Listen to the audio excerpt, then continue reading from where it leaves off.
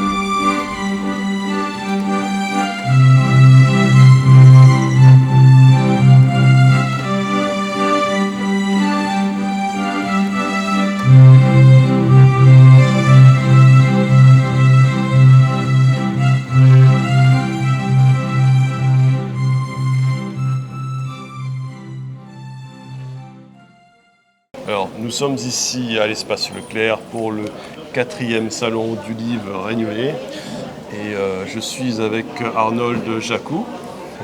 Arnold, tu as plusieurs cordes à ton arc. Tu es à la fois écrivain, enfin je ne sais pas si tu es d'accord avec ce terme, puisque toi tu es quelqu'un qui aime la vie, qui a une vision des choses. Tu es aussi psychosociologue. Je m'appelle Arnold Jacou. Je viens de Suisse.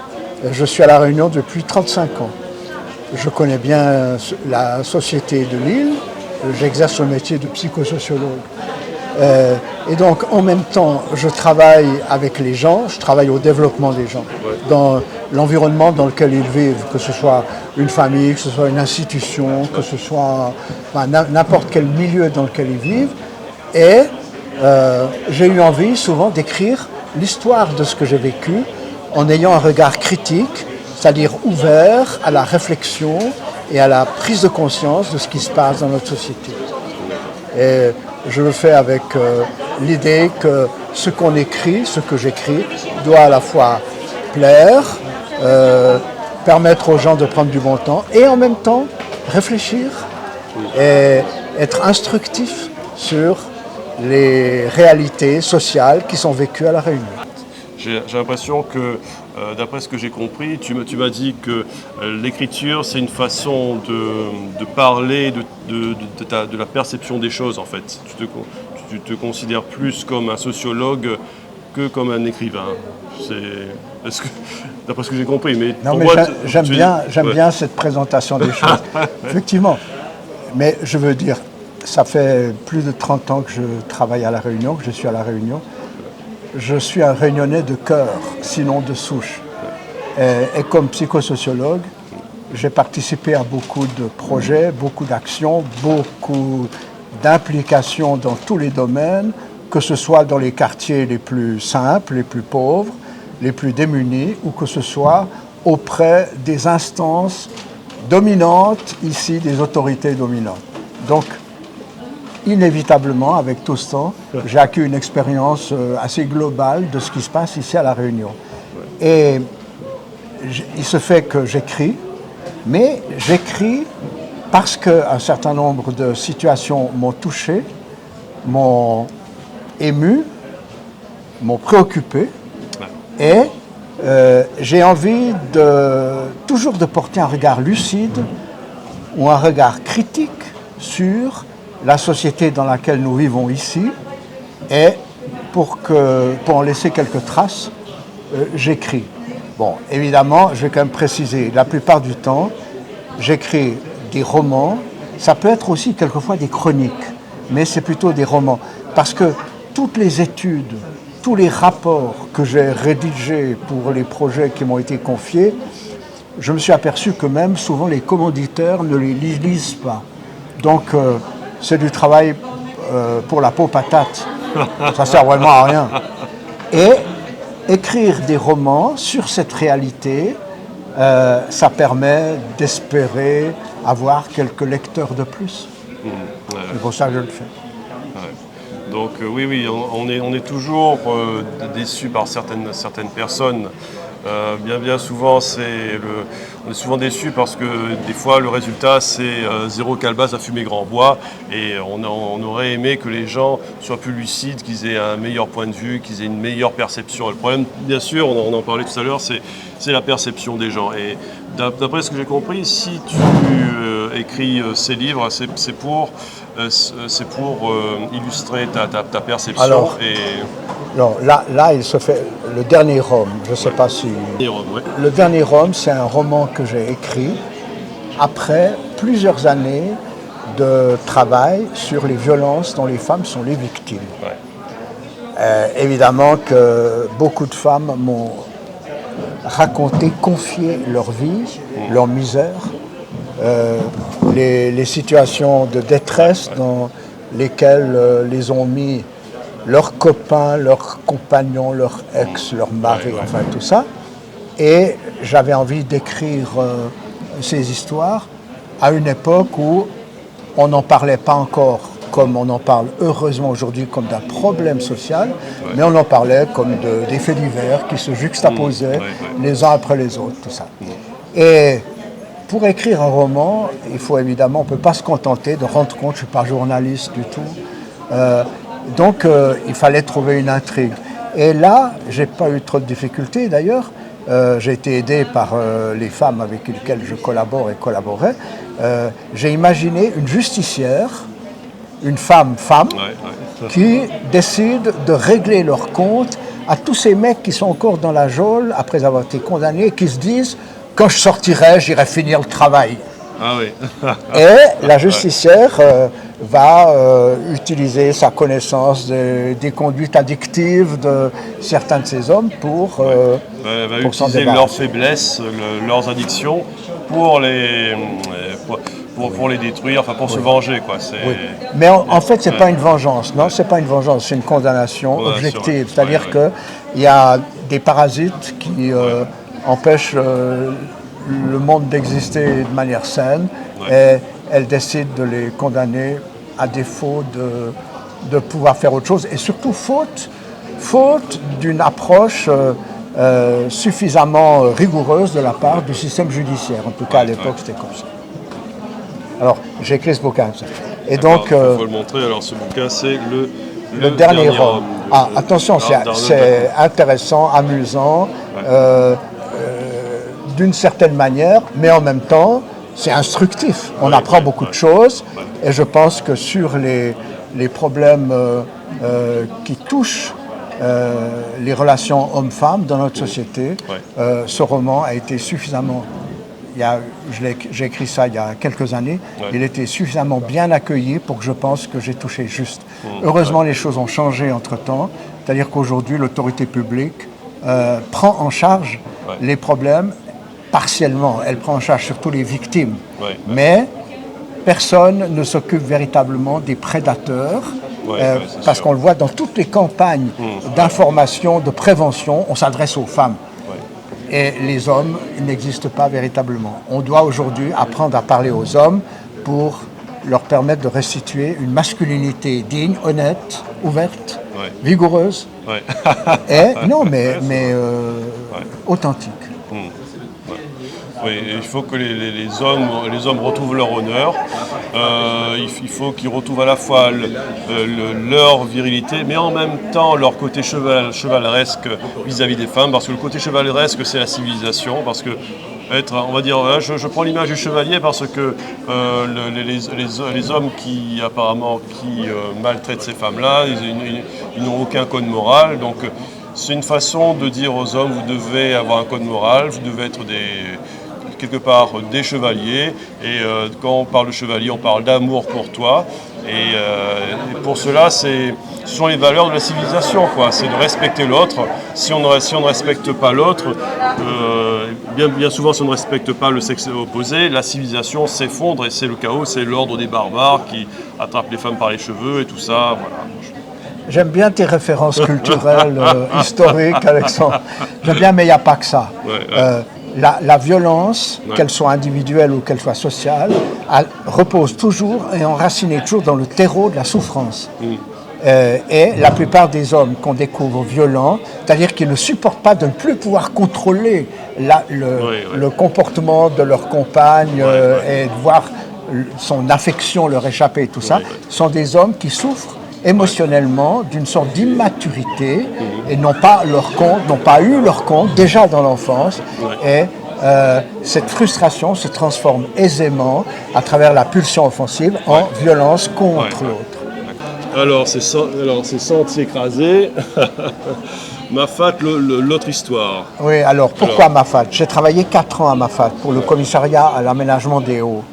Et quand je dis travailler à Mafat, c'est-à-dire que je ne me suis pas contenté de courir comme un dératé pour aller le plus vite possible. J'ai rencontré les gens, j'ai connu les gens, j'ai fraternisé avec eux. Je suis sans doute le dernier à avoir photographié les dernières cases en paille qui existaient il y a 10 ans, une trentaine, maintenant c'est fini. Mais surtout, ce qui m'a beaucoup frappé, c'est que les communautés qui ont habité Mafat depuis le marronnage n'ont jamais rien eu à dire sur ce qui se passait pour elles. C'est les institutions qui décidaient à leur place. Quand j'ai commencé mon travail à Mafat, il y avait un comité Mafat qui avait été lancé à l'époque par la présidente de la région, Margie Sud. Il n'y avait pas un seul Mafatais dans le comité Mafat. Il n'y avait que des représentants des institutions. Donc l'ennemi pour les Mafatais, c'était qui? Le gendarme et le forestier. Depuis le 19e siècle, c'était comme ça d'ailleurs. Et quand les représentants de l'autorité étaient là, on fermait sa gueule. Et dès qu'elles étaient redescendues dans les bas, les gens faisaient un peu ce qu'ils voulaient. Et donc, sentier écrasé, ça veut dire qu'on a ici des communautés de vie qui sont obligées qu'ils ne peuvent pas vivre librement, qui ne peuvent pas décider de leur destin, qui ne sont jamais dans une situation de participation, de démocratisation des décisions, et qui vivaient à l'époque tous comme des pauvres diables, et maintenant avec l'apothéose du tourisme, il y a ceux qui ont réussi à investir et qui tirent les marrons du feu de manière très très fructueuse, et puis l'autre moitié de la population continue à ne vivre que du RSA, à l'époque c'est le RMI. À l'époque c'est le RMI. Donc les inégalités sociales se sont accrues avec la modernisation de Mafat, du cirque et tout ce qui s'y passe. Et donc j'ai inventé une intrigue, parce que c'était l'époque, c'était le moment où le parc national s'est créé. Tu vois. Et le parc le parc national, c'est en partie René Robert, le professeur René Robert, qui s'est créé en 2007. 2007, c'est sur René Robert a été l'un des pères du René parc travaillait national, déjà dans la préfiguration du parc national, bien sûr. Et donc... Ah oui, justement, la création du parc national, qu'est-ce que ça a changé pour la vie des Mafatais, hein? À mon sens, c'est difficile à dire. Je ne suis plus à Mafat. Ça fait quand même maintenant 10 ans que je ne suis pas remonté. Je pense que ça n'a pas véritablement changé les choses. Il y a simplement un peu plus de techniciens, un peu plus de spécialistes, un peu plus d'experts. La vie des gens elles-mêmes, et là, on a accru sans doute un certain confort. Il y a beaucoup plus de mobilité. Les Mafatais descendent volontiers dans les bas. Plus qu'avant. Les élèves vont maintenant au collège et au lycée, ce qui n'était pas le cas aisément. Ça a commencé seulement dans les années 80 à peu près. Et maintenant, donc, il y a une sorte de modernisation. Forcément, inévitablement, il y a plus de 90 000 personnes va-et-vient qui entrent dans Mafat chaque année, avec les mesures électroniques qui sont faites par l'ONF. Donc il y a beaucoup de monde qui passe à Mafat. Ce qui a changé, sans doute, c'est le niveau de confort matériel. Maintenant, je ne sais pas si ça suffit à compenser le manque d'autonomie et de décision en ce qui concerne son destin et le destin de ses enfants. Alors, nous sommes avec Gaëlle Berthil et Sylvie Pasquet. Gaëlle Berthil, fondatrice des éditions du 20 décembre. Voilà, à La Réunion depuis 2013 et également autrice. Tu as édité et écrit cet ouvrage, en fait, Les vacances de Thiloué. Cette petite histoire, je l'ai coécrite avec Francine Blondin. Et ça parle, l'histoire se passe à Sillaos avec Thiloué en visite chez Pépé et Mémé qui, lors de sa balade, trouve un papang blessé. Et il va se demander pourquoi, qu'est-ce qui est arrivé au papang, et il se rend compte qu'en fait c'est en voulant échapper à des braconniers que le papang a été blessé, et avec ses amis les animaux, il va aller arrêter ces braconniers. Et donc ça nous parle de protéger notre flore, notre faune et surtout notre belle île de la Réunion. Voilà. Et alors, est-ce que c'est ton premier ouvrage ou il y en a eu d'autres avant Alors, avant de devenir éditrice, j'ai d'abord été auteure aux éditions Azalée, mais c'était des écrits surtout à caractère historique, avec notamment un livre qui parle du peuplement de Sillaos et cette acquisition des terres.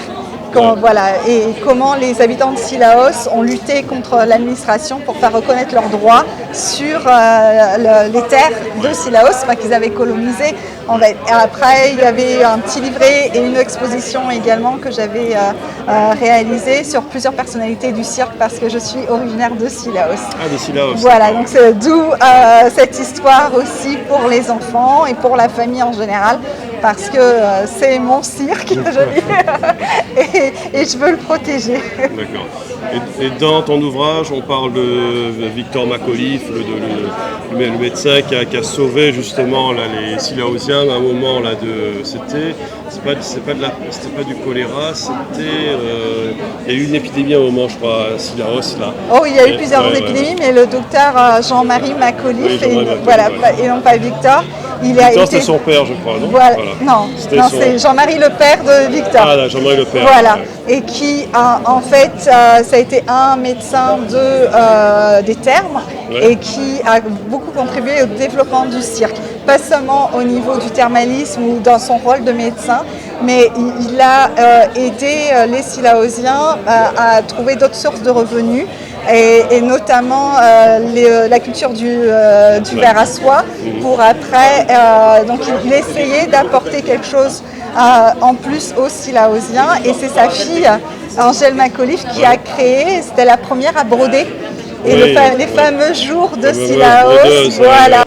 Alors Sylvie Pasquier, dans la vie je suis sage-femme et j'écris aussi, je suis l'autrice de 2 ouvrages. Le premier c'est Qu'il soit extraordinaire, c'est l'histoire de mon petit garçon qui était atteint de 2 malformations et qui nous a appris à accepter la différence et qui nous a appris beaucoup d'autres choses encore. Et le second ouvrage, c'est La joie miraculée, qui raconte le long chemin de deuil qui a suivi son décès à l'âge de 5 ans. Et surtout, l'extraordinaire retour de la joie. D'accord, Ce salon du livre à l'espace Leclerc au Portail Saint-Leu a été une véritable réussite. Un grand merci et bravo à Ghislaine Rivière pour son organisation. J'ai rencontré des auteurs et des écrivains de grands talents. Et la littérature réunionnaise a de beaux jours devant elle. Et moi, je vous souhaite une très bonne journée et je vous donne rendez-vous à un prochain numéro de Sous la Varangue. À très bientôt.